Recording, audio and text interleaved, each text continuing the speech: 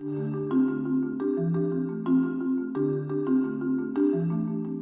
esteemed guest tonight, Michael McFaul, Senior Fellow at the Hoover Institution. I think, is this your first visit to our office here? Yes. Wow. So welcome. Mike is also the Director and Senior Fellow at the Freeman Spogli Institute on Stanford University. He's a Professor of Political Science at Stanford from 2012 to 2014. And when you read the book, you'll see this in detail. He served as the U.S. Ambassador to Russia. Prior to that, he was at the National Security Council, where he was the Assistant to the President and Senior Director for Russian and Eurasian Affairs. He's written numerous books, pretty much going from the fall of the Soviet Union, end of communism, to the present. He's with so many books we can't even name them all. Don't bother, please. Yeah. Just talk about this one. And buy this one. And buy it for your friends and buy it for your If you didn't get a copy, yes, buy a copy. Multiple copies, please. Interviewer today, we're honored to have Susan Glasser here.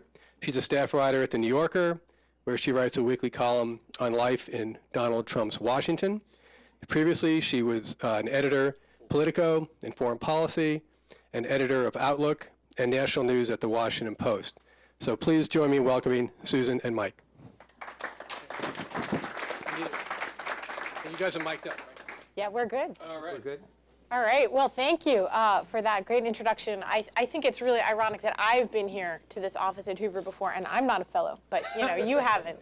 And the most important part, I must say, about my bio for the purposes of this conversation was that I was correspondent in Moscow with my husband, Peter Baker, at the very beginning of Vladimir Putin's tenure, some of the events described in this book. And both Peter and I were extremely grateful to Mike, who was probably our earliest and best Sherpa around the world of Russia hands in America and in Moscow. And so a lot of what we learned about Russia started and began with Mike McFaul, and he's always been. You've written your own book on this subject. Well, advertise it now. An earlier stage of the conversation. But I have to say, I've really been looking forward to this interview and to this book for a long time. I read it as soon as it came in the mail a couple of months ago in galley form. And it's a great title. We'll talk about what a hot piece means. But I feel like my role as interviewer today is, first of all, to get you to tell us some of the good stuff you wouldn't put in the book. Okay. And also, just to pull back and be serious for a second, right? This is such a fraught moment in U.S. Russian relations. Things are as bad or worse than I can ever remember in almost 20 years now, shockingly, of following this. Vladimir Putin on Monday was inaugurated once again to another 6-year term. He has already become the longest-serving leader of Russia since Joseph Stalin, something which certainly I would not have predicted when we landed in Moscow at the beginning of 2001. My guess is you wouldn't have predicted it. I would not have, that's true. Either. You have looked him in the eye across the negotiating table. You've watched a succession of U.S. presidents grapple, not always successfully, with how to deal with Vladimir Putin. As you wrote the book, what was your takeaway about why we've struggled so hard with Putin? Is it because we screwed up, or is it fundamentally because of things that have nothing to do with what goes on here in Washington?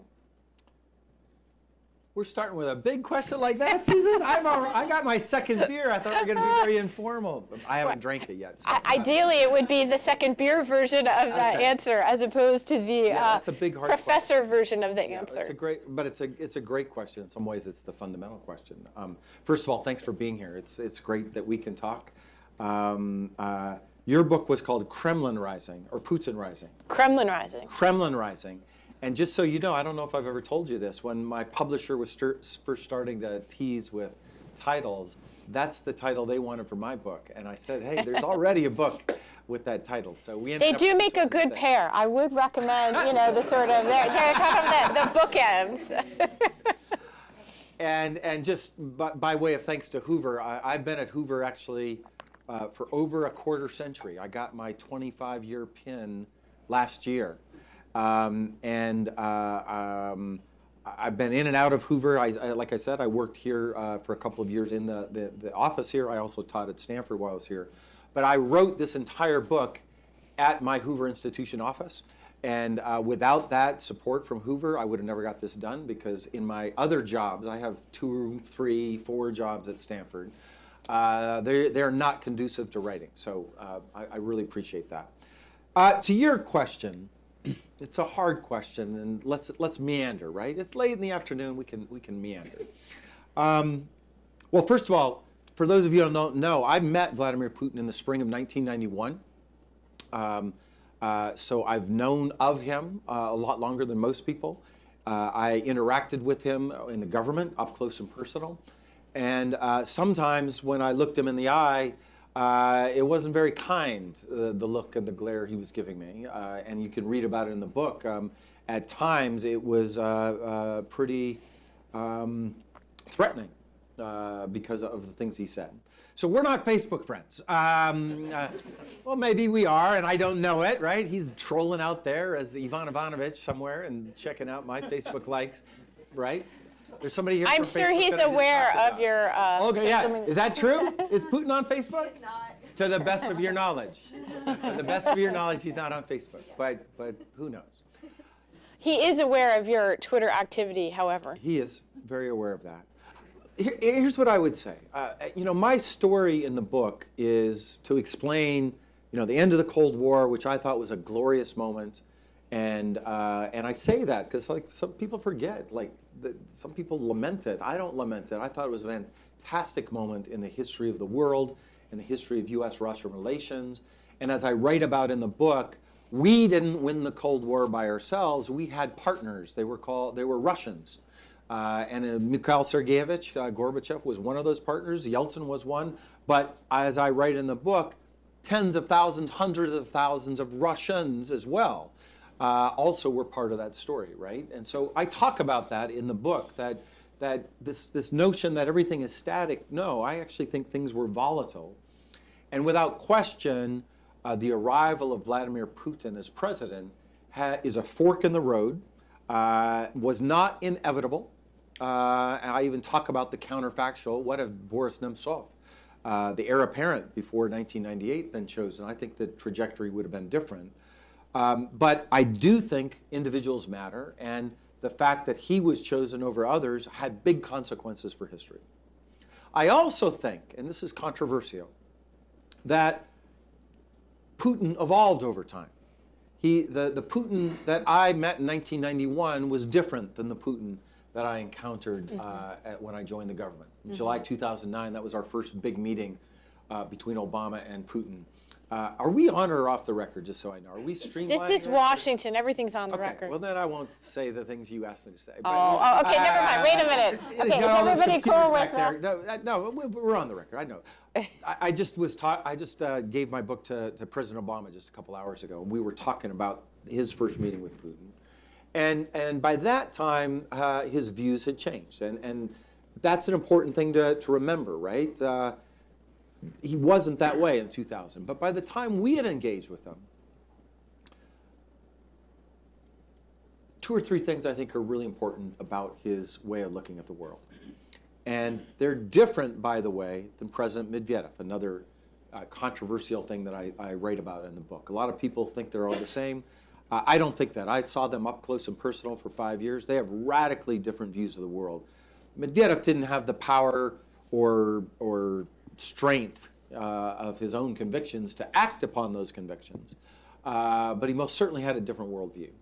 And we noticed that when they changed positions, right, in 2011, 2012.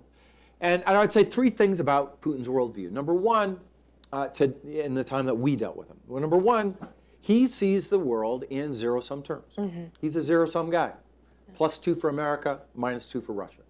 Doesn't mean we can't cooperate here and there, and most certainly we did even during very difficult times. We had some things that were good for us and good for them.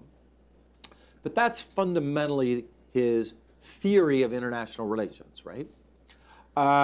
Number 2, in the world out there of friends and enemies, on a good day we're a competitor, on a bad day we're an enemy. That's the way he thinks about us. Wasn't always the case. That hardened over time. And he has this interesting theory about us that presidents kind of come and go, but there is this deep state. I don't know if he uses that word himself, but I've listened to him talk where the CIA, the Pentagon, they're the ones really pulling the strings. And so he distinguishes in his mind, I think erroneously, by the way, but he does that. But we're those guys and those gals, excuse me for using the word gal, I'm from Montana, I'm trying to get it out of my language, but they're out to get him. They're out to defeat Russia, they're out to destroy Russia and him personally. And I, just so you know, I'm part of that, firmly in his mind. You know, when I was in Russia earlier, that I'm part of that. I'm part of the intelligence community in his mind, and he let me know that personally. Well, I want to interject here, in fact, because that's the interesting paradox or tension in the book, right? Is that to Vladimir Putin, you represented the democracy activists out to get him. You represented the American conspiracy against his regime in Russia. He saw himself as, potentially targeted in the same way he viewed us as having targeted people like Ukraine's pro-Russia president and the like. So you're part of the conspiracy to Putin. On the other hand, here in Washington, in our increasingly toxic politics of Russia, you are the architect of the reset. Yeah. You are the guy who was soft on Putin. You're the guy who advised Barack Obama in the 2012 election against Mitt Romney to laugh at Romney when he said... I actually did not do that. I want to be clear. I was no longer part of the campaign. I was the ambassador, but I know where you're going. Yeah, with it. Keep going. Okay, all right. You guys remember 2012, Mitt Romney in the debate with Barack Obama, second debate.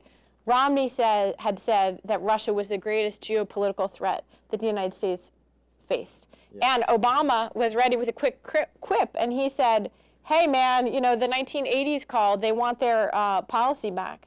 Yeah. And he won, I would say, the debate point, but he lost the substantive argument, right? And today we don't think that was right.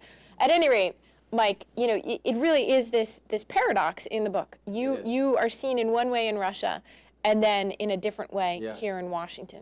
Well, two things to that. I mean, to that point, at the essence of why cooperation episodically happened here and there, and I would say this about the Bush administration as well as the Obama administration, right, to try to make it nonpartisan. But what really interrupted their cooperation, by the way, they had their own reset, the Bush administration did, after September 11th, and for a while, it looked like we were going to have a different relationship. And some people point to pulling out of the ABM treaty. Some people point to NATO expansion. I actually think the turning point, or the Iraq War, and most certainly when we met with Putin in July 2009, he went through the litany of those mistakes that we made. He was lecturing the new president about all the things that we had done.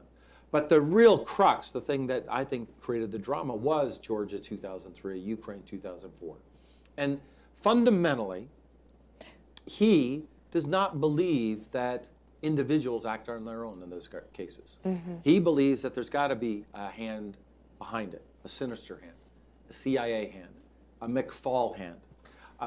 And that's what he believes. And so 2011, we met with them, we did the reset, we had this argument about all the mistakes we made. And in the middle of that conversation, not in the middle, somewhere in the middle, he's giving all this list of all our mistakes, 2009, and he said, you guys, you don't understand the Middle East, and Iraq, that was so, he didn't use the word stupid, but that's the word he wanted to say. And President Obama said, you're right, I agree with you. And Putin was kind of shocked by that. Not shocked, that's too strong a word. He was kind of taken aback. It's like, I'm arguing with the Americans, and now you're on my side on that debate? And he said, yes. Mr. Prime Minister, I was against that war well before it was popular to be against that war. And he was trying to make the case, Obama was, that I'm different. We're different. We're not going to do regime change. America has done it in the past, and he talked about that, overt and covert regime change. Those are facts. Putin is right about some of those. He blurs it later, right? And he assigns way too much agency to us in the world. But we left that meeting thinking, okay, maybe we have an opening with him. Maybe he's going to think a little bit differently. But 2011 offered for him, erroneously in my view, confirming evidence of his hypothesis that we use overt and covert power to overthrow regimes. And by that you mean Libya. Egypt, that was overt.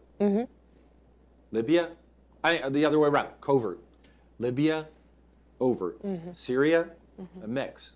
And then the punctuation mark to that year of the Arab Spring in 2011 was massive demonstrations on the streets of Moscow. Yeah. And remember, you got to remember that. People forget those demonstrations were happening in the wake of the Arab Spring, and sparked by falsified elections, not sparked by some stupid statement that we put out under Secretary Clinton put out, sparked by evidence of falsified elections that then spun around on VKontakte and Twitter and Facebook, and first 50, then 500, then 200,000 people on the streets of Moscow. The last time there had been 200,000 people on the streets of Moscow was 1991, the year the Soviet Union collapsed. And that put fear in Putin's mind. And that's when he blamed us, blamed America, blamed the West, blamed Obama, and blamed me personally. That was the new narrative, that we were behind these folks. These folks weren't acting spontaneously. Nobody does that. Who does that? They were being supported by us. And then the coda to that, of course, was the same thing in Ukraine, fall of 2013, where, I was there. That we had nothing to do with that. Yanukovych decided not to sign that association agreement. And some, crazy Democrat, his name is Mustafa Naim. I just saw him 10 days ago in Kiev. He went on Facebook and he said, "This is crazy. Our president is not doing what we want to do. We want to be part of Europe. And if you give me 10,000 likes on my Facebook page, then we'll meet in Maidan." So he thinks Mustafa Naim works for us. But Mustafa Naim and all Democrats and all those stories I just described, they're not controlled by us. But that's not Putin's view. And at the end of the day, that's the fundamental tension that we could never resolve. No amount of diplomacy, eating nice pieces of cake together, sitting out at the dacha, none of that was going to change his view about that. So why is it then, you think, that he took such a more aggressive stance toward the United States after 2014? I mean, those things, as you said, were present in different degrees throughout Putin's tenure in office, but the acts described of really aggressively intervening in the U.S. election after forcibly annexing territory for the first time since World War II, these are a disjuncture, right? They are. And I'm going to answer it, but I want to start in 2012 when all this exploded, this anti-Americanism on television in Russia, because most of you, I'm guessing, and it's great to see so many young people here, most of you were not paying attention to that, right? I was, because a lot of that disinformation was focused on me, photoshopping me campaigning for Alexei Navalny, photoshopping of the back of my head, allegedly, sitting there orchestrating the demonstrations, posters put up, and I think I have a photo of it in the book, of me being the architect, the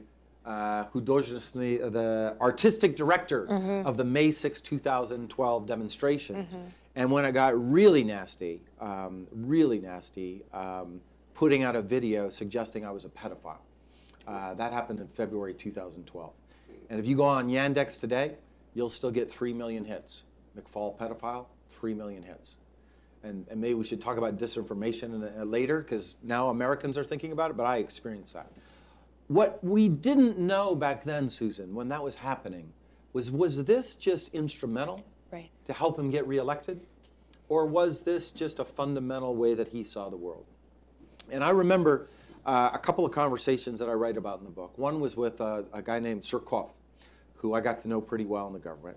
And back when I got to know him better in the White House than when I was an ambassador. And he was basically Putin's chief ideologist. Yeah, I mean, he had a little falling out with Putin because he leaned too much with Medvedev, and those are details. But he was, in the early days, he was the one that created, managed democracy and sovereign democracy. Very clever guy. Clever in using his cleverness in very negative ways, in my opinion, from time to time.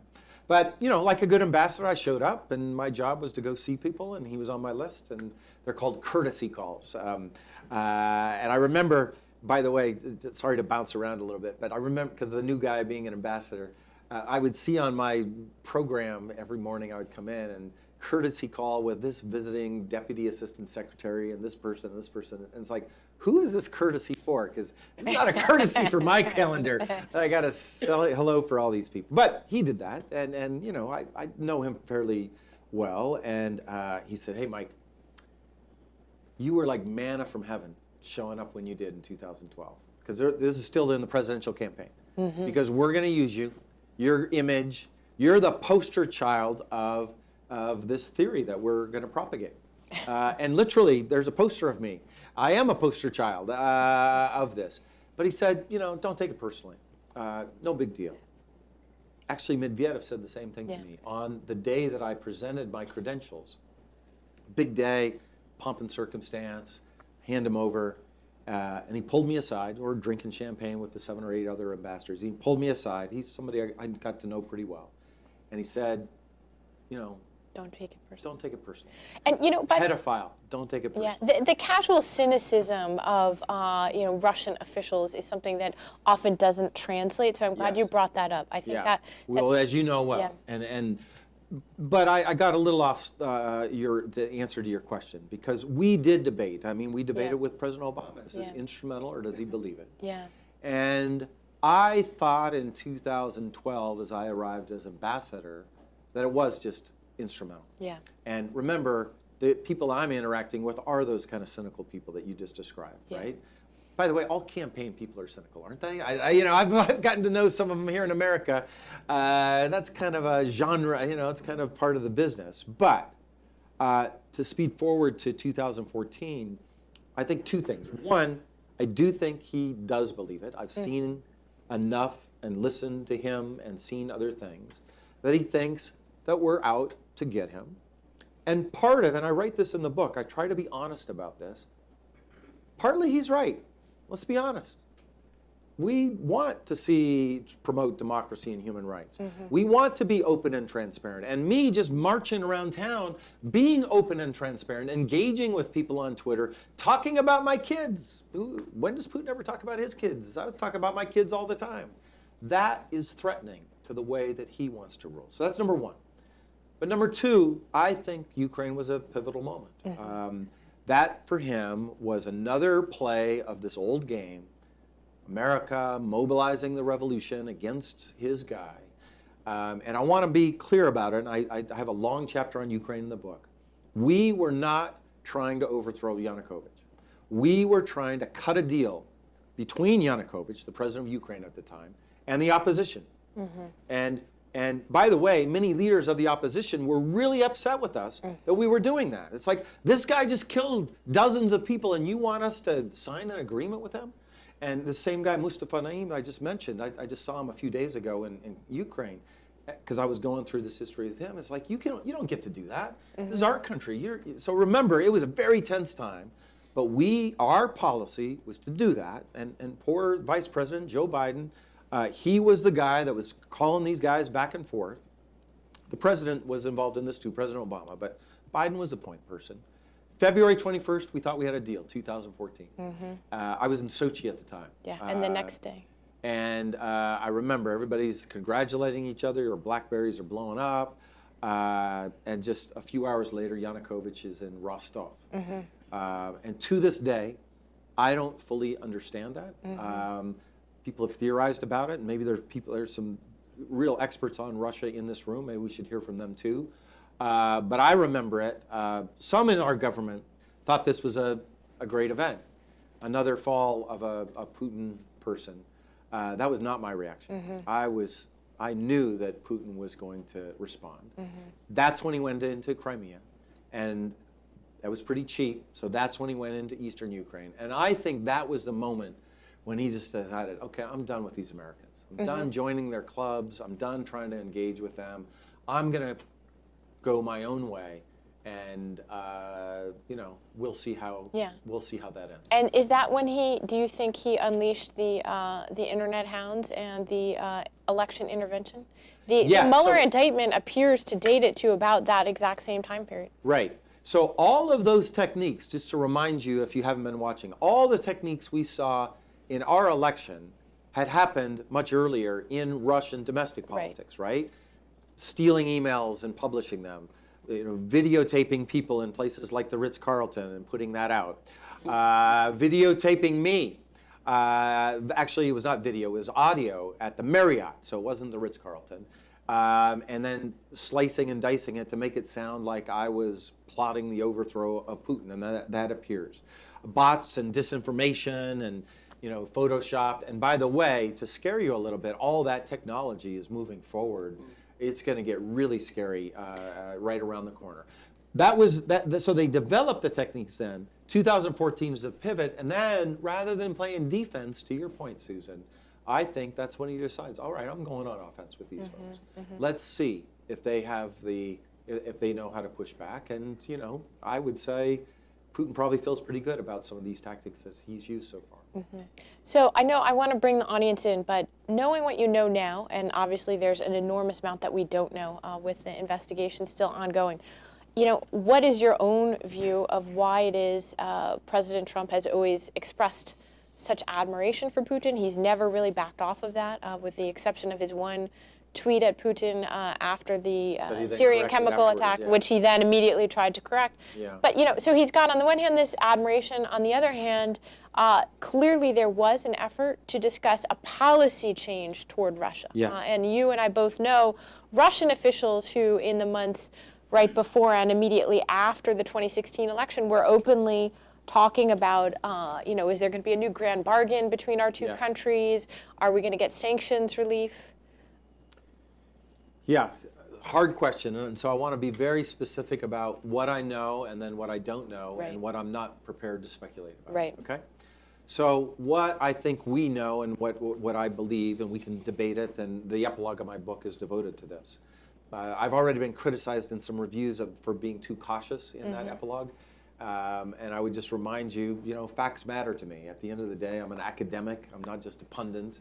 And I'm no longer a policymaker. So I don't want to get ahead of my skis. I don't want to get ahead of what Mueller has revealed to us. And my prediction, I used to work with Bob Mueller in the government.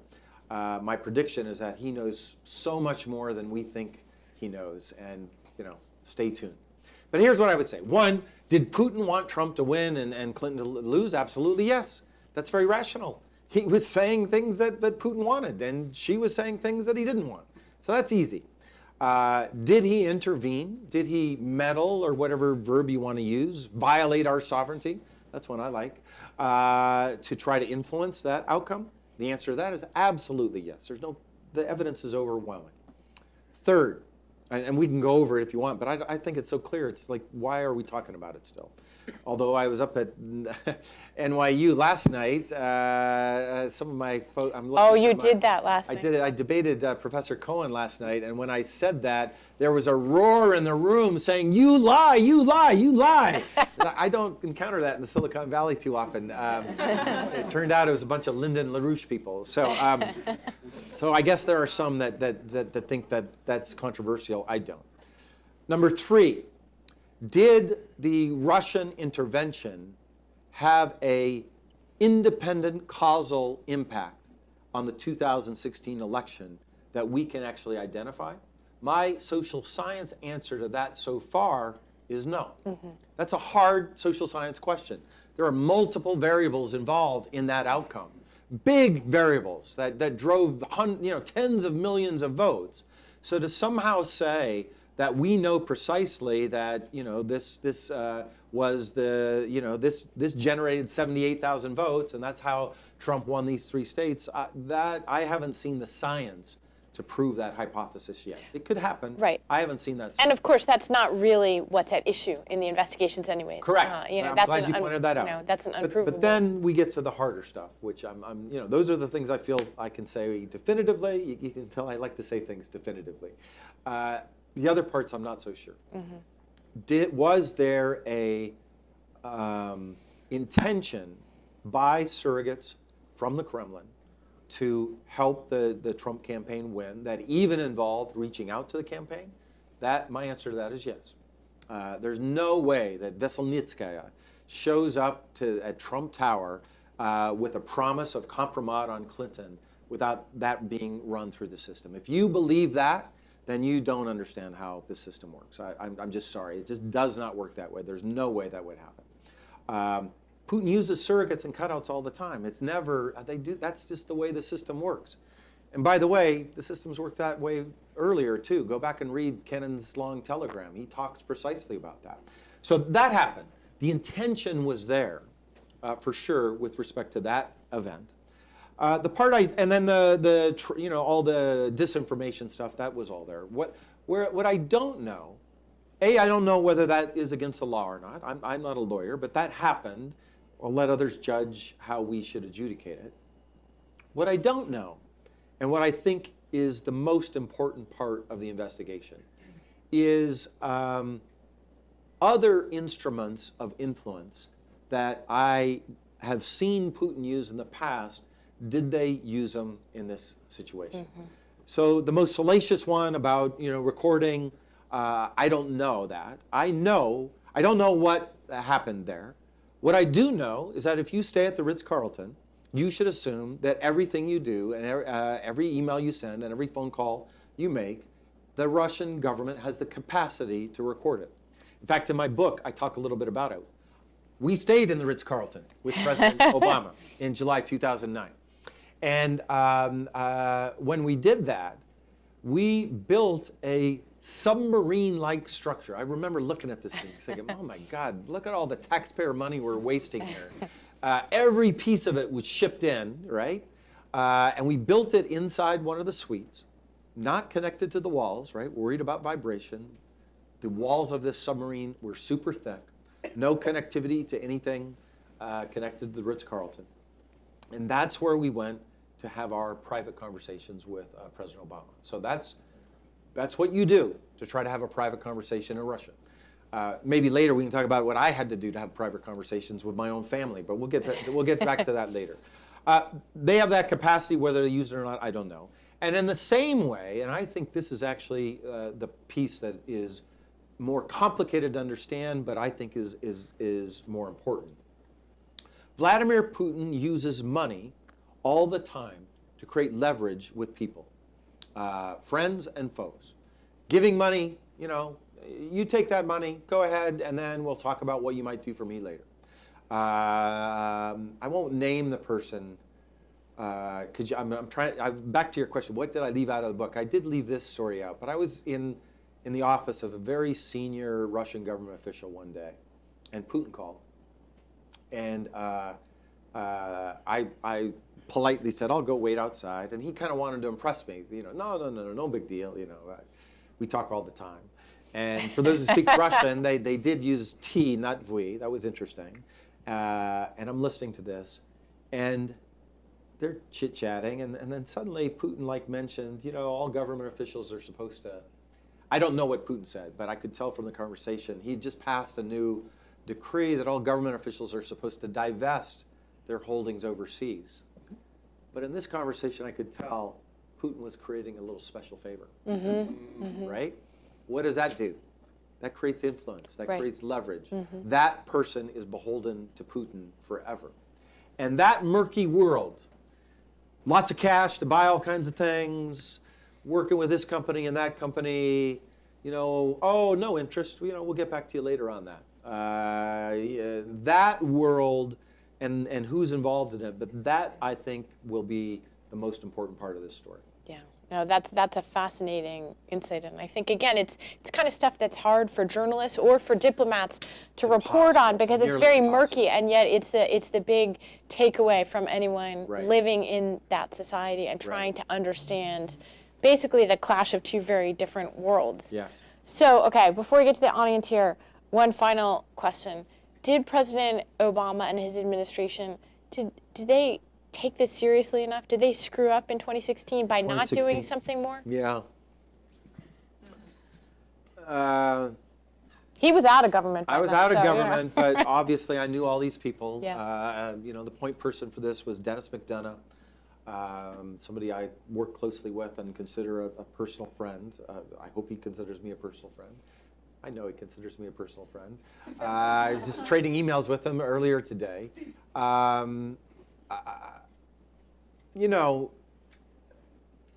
My own view was they should have done more, and I'll be very precise about what they could have done.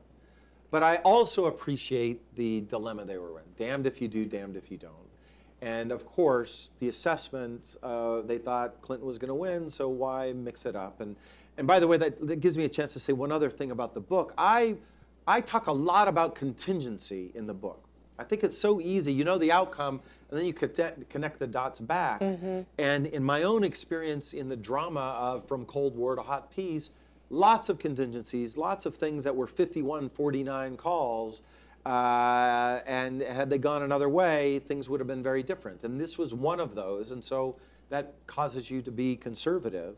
But very concretely, well, let's be clear. First of all, if we're talking about the Obama administration, I think we also have to talk about Mr. Comey. Mm-hmm. And without that, to me, is clear. You either mention both investigations or you don't you don't talk about either. But to mention one and not the other, there's just no excuse in my book for that. That's just outrageous. I don't understand the logic. I've heard him try to tell it 400 times. I haven't read the book, so I should be careful. I'll read that book, but you can't do that. And that's a foul. Mm-hmm. And maybe we need laws, by the way, all these norms, 60 days out and all that. Maybe we should have a law that ties the king's hands, right? That says these are the rules of the game. So I appreciate that it was confusing, but that is a huge mess, and that could have been avoided. Mm-hmm. Talk about them both. Don't talk about either. You can't talk about one and not the other. With respect to the White House, however, which is really your question, at a minimum, I would have done one thing. The rollout on October 7th, 2016. I worked at the White House. I know how we do rollouts. And I know how the Obama administration does rollouts. I don't know how the Trump people do it. You'll tell me, Susan. They just tweet it, it happens. Tweet it, or the Russians say it first, and then they react, oh yeah, we had that meeting. I say that because, when I was at the White House, my job was, as a senior administration official, was to read out the meeting to people like you and then frame it. Anyway, we'll come back to the Trump people later. If we want to make news and we want to shape things, and in fact, I just ran into David Sanger earlier this morning on my book tour at various TV places, and it reminded me of how we rolled out the news about the revelation about Iran's secret nuclear program at Qom. And I write about this in the book. Mm-hmm. When you're doing that, so you're declassifying information, right? The president made that decision. I was part of that. And we were up at the UN General Assembly, and we had a multi-pronged process for rolling out that information, including, by the way, bringing David to our hotel room very late at night. I'm not sure he likes me telling this story, but it's true. It's in the book. Facts matter. Facts about journalists matter too, by the way, from time to time. We need to do that. And we sat down with him, with 3 people, and explained what we were going to do. And he then got the lead to put it out, and he's a smart guy. So he was identified by our folks. This is the best way to get your story out. And then he drove the news, and then we had, literally, I would say 75 tasks that day. I had several myself. Who we talked to, the Russians, call Kislyak, this, that, and the other. That's the way we did it, for better, for ill. Okay, so October 7th, 2016. They should have done that for that. Yeah. They didn't do that. Yeah. They didn't get the president to do it. They didn't do it out of the White House. Mm-hmm. They didn't call you or Peter or anybody, to the best of my knowledge. Yeah. They put out a statement. They wanted to say, here it is, go look at it, and then they kind of ran away. Mm-hmm. So that would be just very practically, very small, to try to get the attention of the American people. Now, they were competing with some other things. No, by the way, at 4 o'clock that afternoon, the Access Hollywood tape came out, so they probably would have been overwhelmed regardless. That's true, but that would be my one. But I actually write about some other hard choices where I actually disagreed with the president on some things, right? The longest chapter in the book is about Syria. And it has to be long because it's so tortured, what we did. It's called Chasing Russians, Failing Syrians.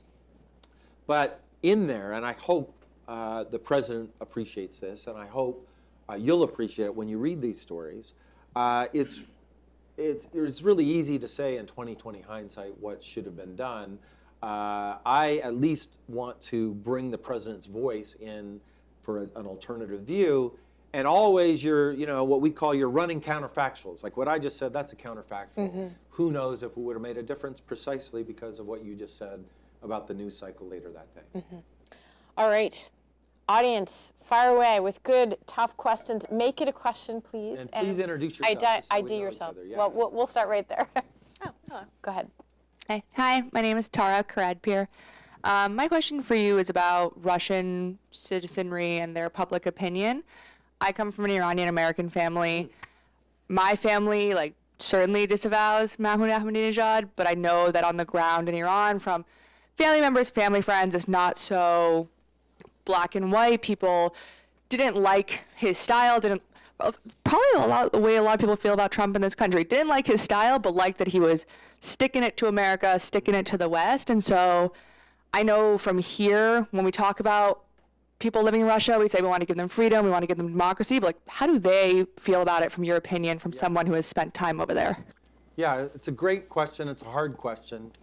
And I'm tempted to have Leon Aaron answer the question if he's still here, because he knows a lot more about this than I do. I think we lost Leon. Yeah, he just walked out, so I shouldn't have said that. Read his book, but buy mine first.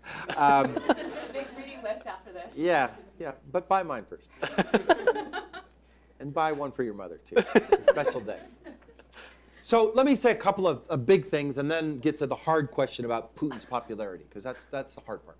So the first thing I want to say is, just as it would be crazy for somebody from an embassy here to write, America thinks this, writing back their cable back to, Tokyo or Moscow or Tehran. Why? They don't have an embassy here. America thinks this, America thinks that. That's ridiculous. You would never do that, right? So please don't do that with Russia. I never met Mr. Russia or Miss Russia. I may have met Miss Russia, actually, once now I think about it, because some weird way of, There was this Miss Universe I did not pageant attend. I want to say, in for the Moscow. record, it happened.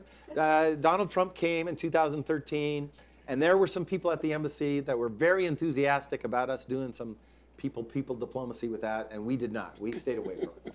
But the point is, that is a very complex society too, right? Lots of different preferences, and don't oversimplify. That's first. Two, their preferences change over time, over the last 30 years, and just don't generalize.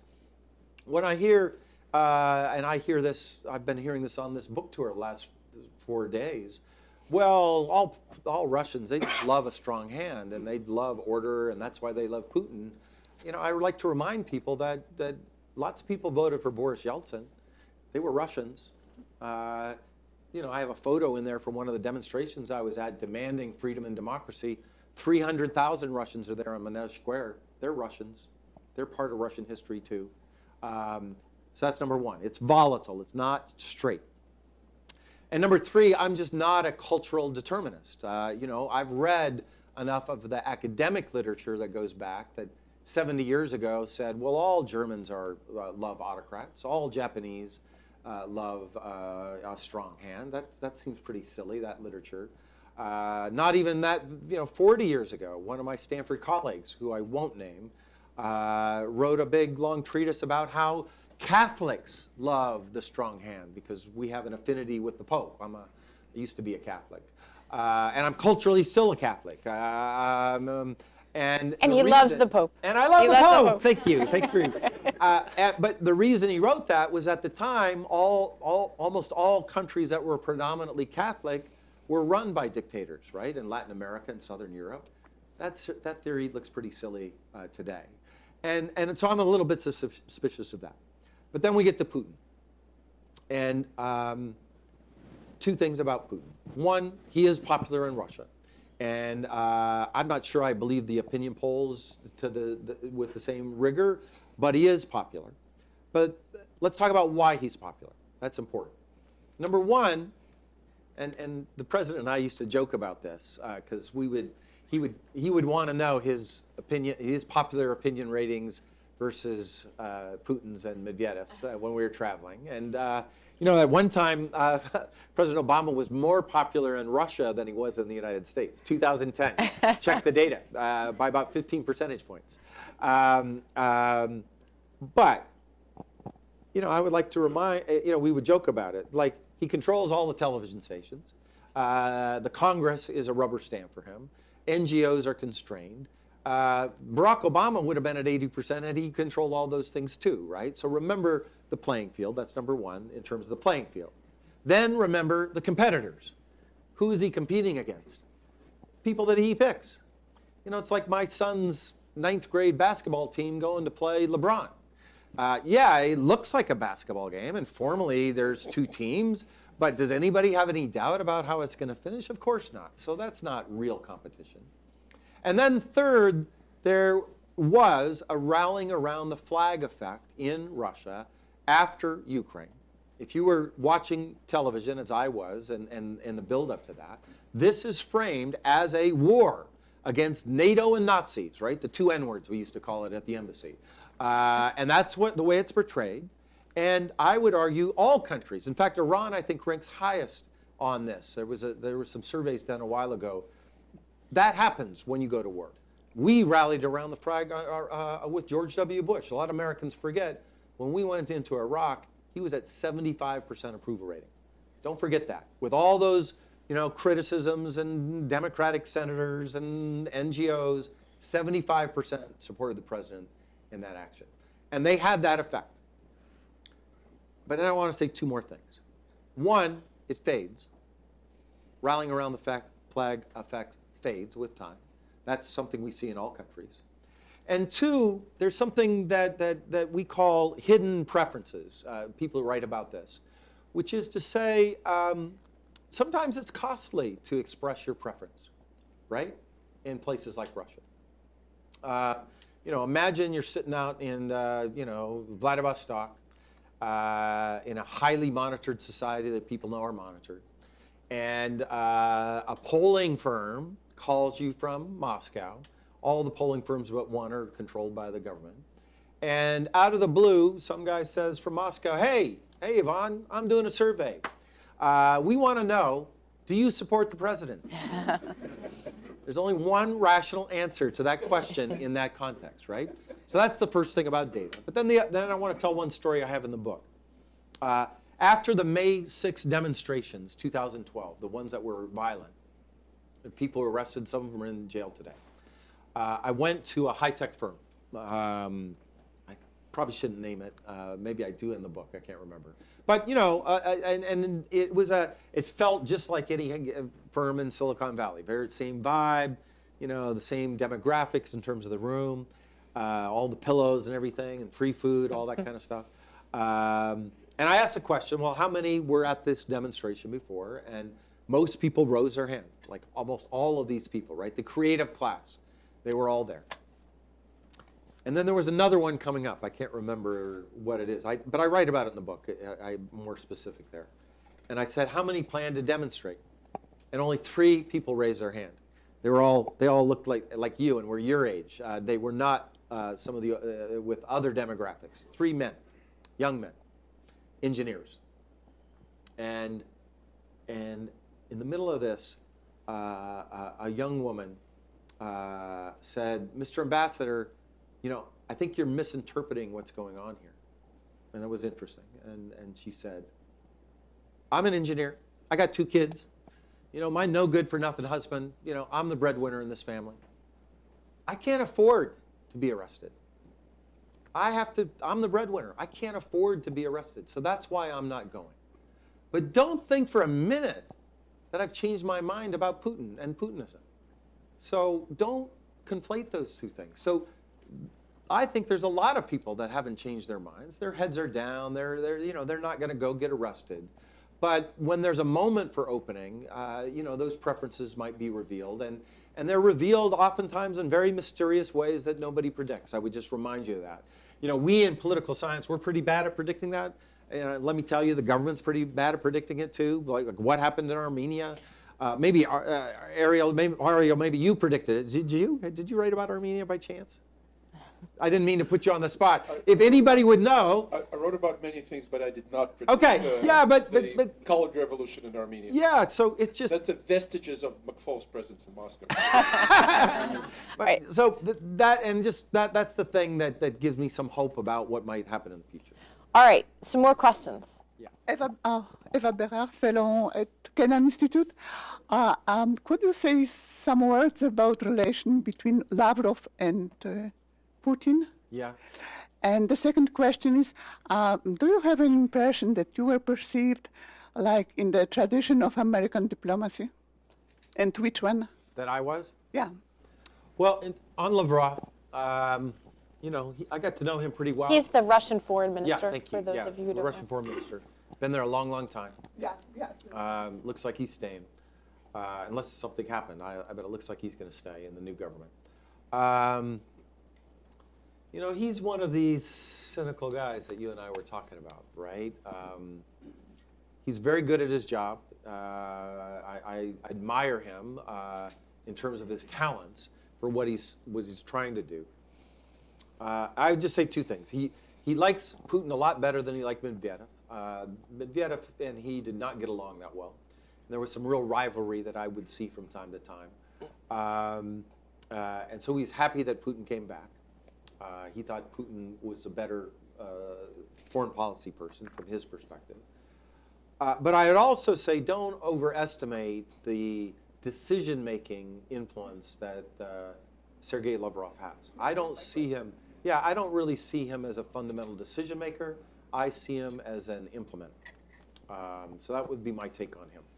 And then your question about traditional diplomacy, did they perceive me that way? No. Well, it changed over time. So there's another story in the book. I said Putin was an accidental president. Well, I most certainly was an accidental ambassador. I didn't apply for that job. We were planning to go home. I mean, Susan knows my family. I dragged my wife and kids to Washington, and I promised them we were just going to stay 2 years. We ended up staying 3.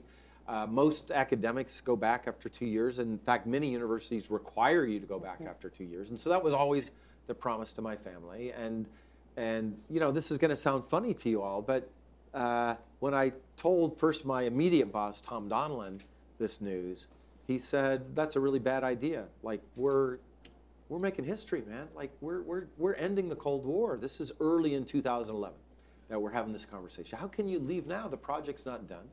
And he called me 2 hours later and said, "Hey, I talked to the boss, the guy I just met earlier today. He says you can't go."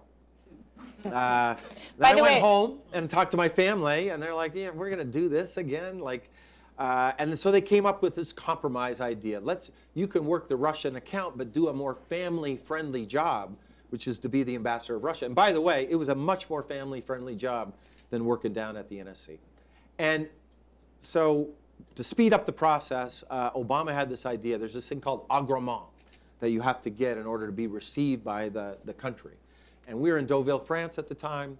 And at the end of the meeting, we're walking out, and Obama had forgotten to say this, and he turned back to Medvedev and he said, "Hey, I forgot one thing. I'm going to send McFaul to be my next ambassador. I hope you will agree with that," right? So he was doing verbal agrément right on the spot. And Medvedev said, "This is fantastic." Gave me a big bear hug. Lavrov, same thing. "Oh my gosh, this is going to be great."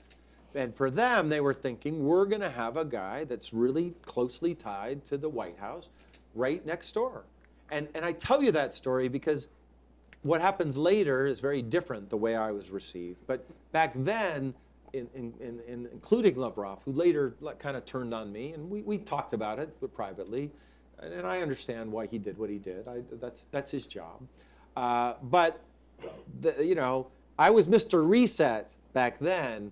By the time I arrived in Moscow, I was Mr. Revolution. Going back to 2010, 2011. The administration really expected Medvedev to run for the second term. And there's an apocryphal story that Mr. Biden told Putin, advised Putin not to come back. Can you talk a little bit? Yeah. What made you assess? And I don't want to steal your show, but you remember our conversation. Yeah. Back- Yeah. This sounds like a good one. I want to hear about that conversation. I'll tell you later. Yeah. Yeah. It's his show. So, two things on that. And some of it is in the book, and some of it will have to wait till you FOIA these documents, okay? And I'm going to be very careful about what I say. And by the way, just for the record, my book was cleared not once, but twice through the entire process because I was so paranoid about having any leakage of this stuff, given some of the sensitive things I wrote about, because I know that there are certain passages in this book that the Kremlin are going to say is untrue, and maybe even some people in the government, our government, are going to say is untrue. So I was quite militant about doing that. And as a result of that, not every former government official does that. You can play that game a different way. That's the way I played it. And that meant that a lot of stuff had to be cut out. In fact, the memo from the State Department, here's a tidbit that's not in the book. The first memo we got back was a 90-page memo of edits that we had to make. Speaking as an editor, that is horrifying. Can you imagine? Thankfully, this was an interagency run process. So the point person was down at the NSC at Archives. John Powers is his name, a great guy who really helped me a lot in this process. Thankfully, we whittled it down, but some things had to be cut out, and that was fine. And I did not have any luck with FOIA, by the way. I was allowed, another thing that's not in the book, I was allowed to go over to the NSC and to look at my own documents, my own boxes that I sent into the archives, which was extremely useful, of course, in those 3 years to reconstruct the story. You forget a lot. I did not do that. I was not allowed, I don't know if I was allowed, but I put in a bunch of FOIA requests with the State Department, and none of them got approved. Yeah. All I was FOIAing was my own documents, the own things I wrote. I just wanted to see what I wrote. And I just decided that's fine. They weren't consequential. I paraphrased them. And you'll see in the book, just a little how this works. Obviously, I was new to this. I'd never done this with my other books. There are certain phrases that I had to put in to make sure that everything was about my perceptions, not quoting directly from the president or quoting directly from Putin, because that's a no-no until the documents are released. All right, but going to this issue of... All right, sorry, I got off on that. Two things on that. Did we believe that Medvedev was going to be reelected? The answer is absolutely not. You know, we're not idiots. You know, I happen to know a lot about Putin. Did we believe it? Did we want it? It's a different question. Would it have been preferable for American national interest for Medvedev to run a second term? The answer to that is yes. But when I'm briefing the president and writing memos about it in January 2011, if you ever want to do a FOIA request, our assessment, that's the language you use in the government, right? Our assessment is that the probabilities of Medvedev running for a second term is low. That was our assessment. It wasn't Medvedev's assessment, by the way. Medvedev, until I believe, and now this is just based on my interactions with him and based on, you know, reading a lot of information at the time, I think he learned that he wasn't running for president the day before he announced it. And I think Putin did that on purpose, strung him along to keep him there. Whether he had a chance to run or not, that's a question, you know, you'll have to ask Putin someday. Because I can't travel to Russia right now. I'm on the visa ban. I'm on the sanctions list. And I don't know that. And I think obviously it was the question of the day for people in Moscow. Is he going to run or not? And You know, I got to tell you honestly, I remember that time. I was traveling to Russia, and you know, every senior Russian official, every oligarch would always come see me at the White House. And my strong impression of that time was that there was very little enthusiasm for Putin coming back, including from some surprising voices. That's on that piece. Now on Biden. I was at that meeting. Biden didn't say that. That's a garble. He didn't tell Putin you shouldn't run. You know, he joked about elections and things, and he's a jovial guy, but the way it's been kind of portrayed, you know, from secondhand sources, that he told him you shouldn't run, you know, that doesn't even sound like the vice president. I can't even imagine him saying that to anybody. But, there's a big but. And remember, we had this policy of dual track engagement, right? And I was a big advocate of that. So any time a senior administration official came to Moscow, you would have your first program was with the government, and then you have your second program was with civil society, opposition, business people, students. And we did that, by the way, with Barack Obama. And I want to say this because we did that, and actually you were part of it. I was there. You were part of the Civil Society Forum. Susan was there, so she can be my witness for part of it. You know, the president showed up for that, and he ended his day by meeting with the opposition. And Boris Nemtsov and Gennady Zyuganov all around a round table, by the way, at the Ritz-Carlton again. And, you know, it was like no big deal. Bill Burns comes to town when I'm ambassador, and like it's this major crisis in U.S. Russia relations. But sorry, but we did the same thing. He met with, you know, some civil society leaders. He meaning Biden. Biden, at Spaso House. I was there, and somebody asked him the question. It's supposed to be off the record, but thank you, Susan, for reminding me and everybody that there's no such thing really as being off the record, especially when you're the vice president in Russia. And that's when he made the quip, Aria. That's when he made the quip. He said, I think it would be a bad idea for him to run again. Mm-hmm. My personal view is I think it would be a bad idea. And one of those people in the room, literally, I'm not going to name him in public here, literally stood up, walked out of the room with the vice president. We're sitting in the dining hall, right? He literally walked out, went to the other side of the curtain, and read it out to the press. So by the time we got to our cars, it was already big news that we had to try to deal with. All right, that is an awesomely dramatic moment to end on. I highly recommend the book to all of you. I'm told our time is up, I'm afraid. But Mike, thank you for being so illuminating in this. And I think you'll probably sign books if people I think we have a little them. time. Yeah, I got to get on a train pretty quick. All right.